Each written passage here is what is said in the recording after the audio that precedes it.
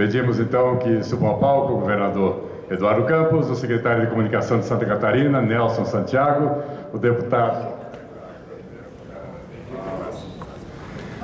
Bornhauser, por gentileza, também o presidente da ADI Brasil, Amer Félix Ribeiro, Adriano Calil, diretor executivo da ADI Brasil, Margarete Cedras, da ADI da Bahia, e agradecemos também a presença de Marcelo Petrelli, presidente do Grupo RIC Santa Catarina, e Ivan Feitosa, presidente da SERP, claro, Pernambuco.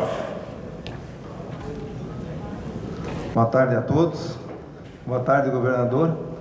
Nós temos a honra de recebê-lo aqui com o nosso secretário Nelson Santiago de Santa Catarina, Margarete, nosso deputado Paulinho Bornhauser, Adriano, fazer parte da mesa. Dizer para o senhor que hoje nós somos 187 jornais inscritos no nosso congresso,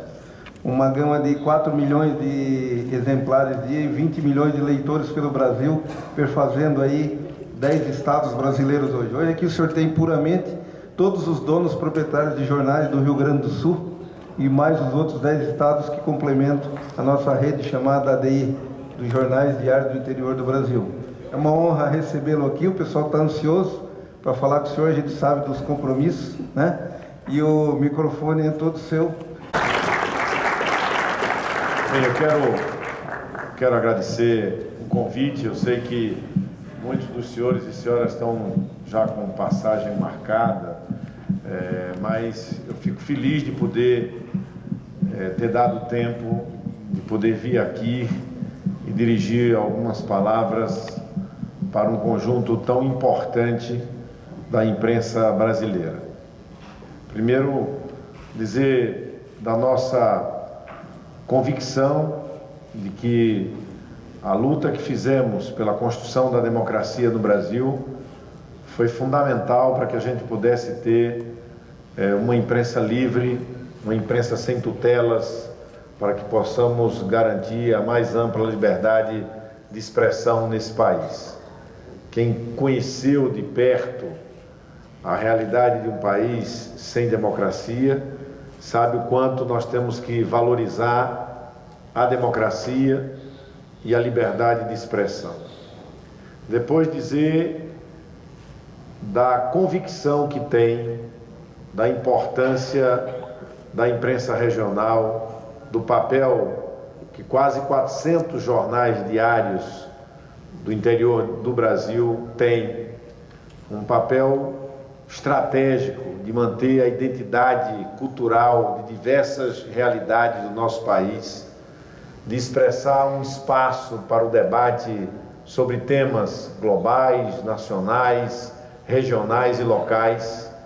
tão importantes para que possamos animar a participação cada vez maior e desejada da juventude, que muitas vezes tem, claro, acesso às mídias digitais, mas que tem nos jornais impressos e em meio digital também a oportunidade de tomar conhecimento de temas importantes que podem ser temas dos mais variados campos do conhecimento, da realidade do nosso país. Não tem sido fácil para a mídia do mundo inteiro, sobretudo para a mídia impressa, ultrapassar os últimos anos que vivemos transformações muito importantes na plataforma de comunicação e que tem sido um grande desafio para grandes jornais do mundo, de países muito ricos. Avaliemos o que tem sido o desafio para a imprensa do interior do Brasil. Claro que nós tivemos, nos últimos anos no Brasil, o fato do Brasil ter acumulado a democracia, tão importante para a mídia, acumulado a estabilidade econômica e, na sequência, um processo de inclusão social que levou a muitas pessoas terem o direito de ser assinantes dos jornais, de poder adquirir mais no comércio, de movimentar a economia, que terminou por favorecer também todo o braço comercial da comunicação, da ampliação do espaço da publicidade. Mas um outro passo importante, e que os senhores são testemunha, é que também esse processo de acúmulo de acertos no Brasil permitiu que o governo federal acompanhasse a medida que alguns governos estaduais tomaram, entre eles eu como governador por 2 vezes de Pernambuco fiz, que é a gente prestigiar a imprensa do interior dos nossos estados. E o governo do presidente Lula soube efetivamente democratizar o acesso e a oportunidade à mídia diária do interior, uma medida que, ao meu ver, correta, que ajuda e ajudou a muitos jornais, a muitos periódicos que têm muitos anos na estrada, muitos anos sendo produzidos, pudesse sobreviver a toda essa concorrência e desafio com as mídias digitais. E acho que é fundamental que possamos garantir, de um lado, que o Brasil volte a ter crescimento econômico. O caminho que o Brasil tomou nos últimos anos, de baixo crescimento, menor crescimento da história republicana, de termos, de um lado, a retomada da inflação, sobretudo nos itens que compõem de forma mais expressiva a cesta de compras da classe trabalhadora, dos mais pobres no Brasil. E também a retomada de um juro real, que é o mais alto juro real para países do porte do Brasil. Esse é um cenário que, se ele perdura, nós vamos ver derreter muitas conquistas que tivemos nos últimos anos e afetar sobremaneira a economia do interior do Brasil. E é o poder de compra da sociedade brasileira, reduzindo o consumo pelo processo inflacionário, pelo alto endividamento das famílias, pelo comprometimento da renda familiar com o pagamento dos juros e, na sequência, comprometendo a produção industrial e a própria atividade econômica. Nós precisamos fazer essa roda rodar ao contrário. Nós precisamos de um choque de confiança na sociedade e, sobretudo, nos agentes econômicos, retomando a confiança numa narrativa de longo prazo, de responsabilidade da condução macroeconômica, de possibilidade de animarmos os investidores brasileiros e estrangeiros em setores estratégicos para a composição do nosso investimento e, desta forma, com o controle da inflação, proteger o consumo, proteger os empregos e podemos voltar a ver o Brasil crescendo num outro ritmo diferente deste que estamos vivendo. Se compararmos o crescimento do Brasil entre os anos 2000 e 2010 com o resto do mundo e com a América Latina, vamos ver que o Brasil andou em linha com o que aconteceu na América Latina e andou em linha com o que aconteceu no resto do mundo. Mas nos últimos 3 anos, nós estamos crescendo abaixo, quase a metade do que cresce a América Latina e quase a metade do que cresce o mundo. Sinal que temos um dever de casa pela frente, que é exatamente este que eu falava há pouco. A retomada da confiança é tão ou mais importante do que corrigir, do que uma agenda macroeconômica de retomada da estabilidade. Mas ao tempo que temos, infelizmente, que cuidar de uma agenda da estabilidade, assunto que já estava superado na vida brasileira, é fundamental termos, de outro lado, a agenda do desenvolvimento. E essa agenda do desenvolvimento tem que ter um olhar na qualidade de vida das pessoas e tem que ter um olhar na produtividade da economia brasileira. Esse olhar na qualidade de vida e na produtividade da economia nos leva à forte convicção de que é fundamental um esforço nacional em torno da qualidade na educação pública. Enquanto tivermos um fosso entre a escola pública e a escola privada nesse país, nós vamos estar reproduzindo gerações de desiguais, gerações com desequilíbrios sociais tão graves quanto os que herdamos das gerações passadas. Para isso, é insuficiente